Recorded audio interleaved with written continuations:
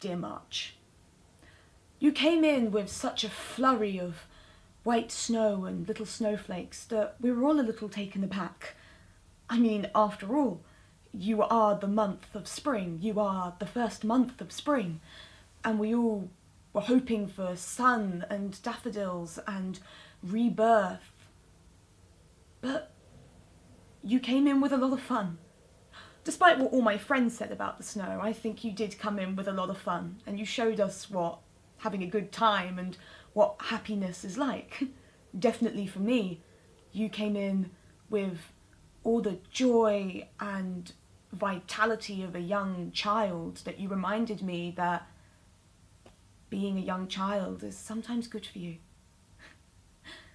So March, like your sisters, let's have a chat. This is me to you, March.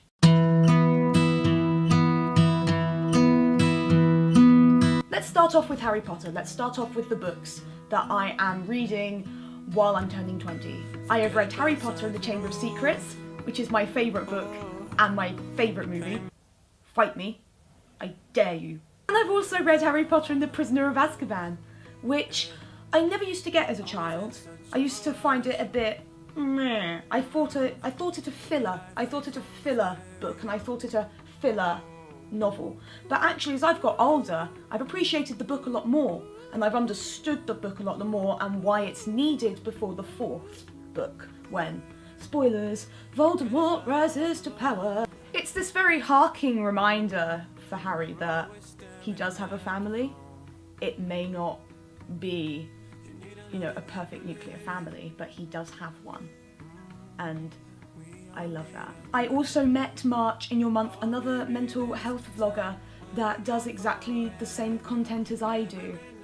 Don't get me wrong, March, I have so many wonderful YouTube friends, and I now keep talking about them quite a lot because I'm just so happy and so proud and so privileged to have these people as my friends. But these friends do not do the same content as I do.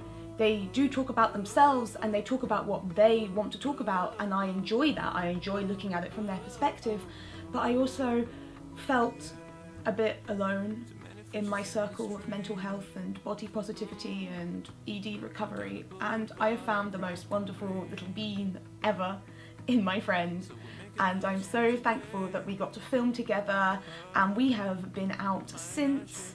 We have been to see Wicked. I love that musical. They must love me for it. It makes me cry.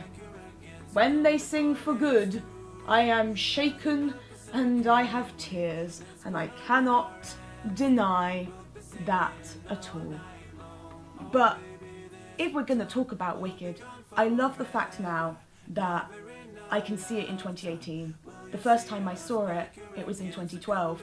I can appreciate it more as it talks about society and the oppression that minorities can get from the powers that be if it doesn't fit in with their agenda of what they want to do with society. And it is a much deeper musical than I once thought when I was 12. As a 20-year-old, I can now appreciate that it tackles. And they do resonate now much more with me now as a 20-year-old, looking back on my past, than when I did as a 12-year-old, because I didn't understand myself and I didn't know what I was going to go through when I was much older.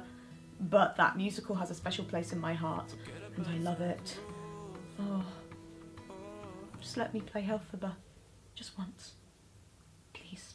Can you also tell my cousin March that I'm so proud of her for getting a job? I have 2 people who have now got a job in my life, and I am so proud of them because it has taken my cousin ages to find a job and all sorts. I'm so proud of her. I really truly am. And she's so happy, and to see her happy makes me happy. I went home for Mother's Day for the first time in my uni life, and it was just really lovely because I could then celebrate my mother on her very special Mother's Day, and then also celebrate my dad's birthday afterwards on his special day. But I don't have pictures of what happened on Mother's Day, March, so I'm going to insert a picture of when I was born. oh, look at me, I'm so cute and dainty, please love me. And for those of you who have a keen eye, and maybe you do, March, but you probably already knew this in my life, that underneath the Polaroid, it doesn't say anything in English, it says Mein erstes Polaroid. And you be right, because I wasn't born in Britain, I was born in Germany. But I just thought it was a really cool fact. And I love my mum so much. And she loves me. And this Mother's Day was very, very special. Because obviously you have been talking to January and February, and it hasn't been the best for our family. So this one was a special Mother's Day to go home to. I also celebrated my dad's birthday this year as well at home after Mother's Day, and it was just wonderful just being at home and just celebrating with the family. It was really nice. And we also got to do a walk in the countryside, because I do live in the countryside. I'm not an official citizen of London, March. And it was just lovely because in the country, well, first of all, you know what a field looks like. You remember what even a field or a horse looks like at this point. But also, you forget the change in the seasons in the country. In the city, you don't see the change, but in the country, you know when it's spring, and you know when it's autumn, and you know when it's summer.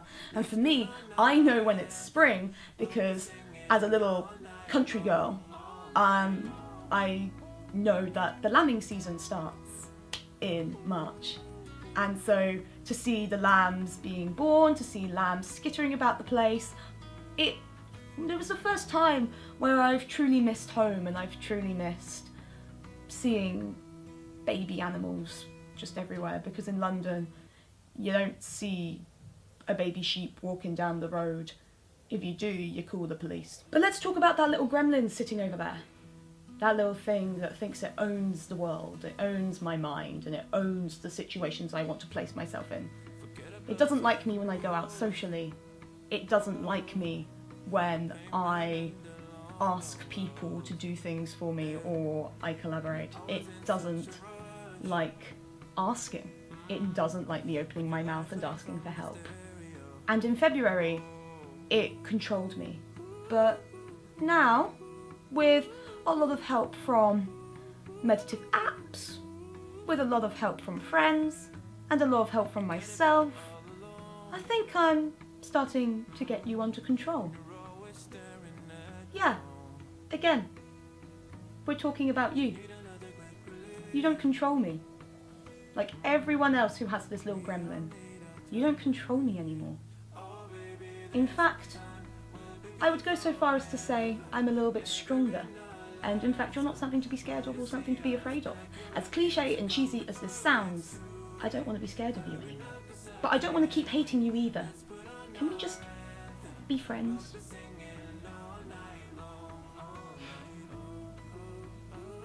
Oh, and by the way, before you go, in that little puff just there, just before you're going to go, you've got a name. A little tame name. I've called you Gizmo. Yeah, I know. Like that movie. The movie Gremlins. Because by putting a tame name to you as an entity, as a mental being, you then can't scare me anymore and you can't control me. I hope you like it.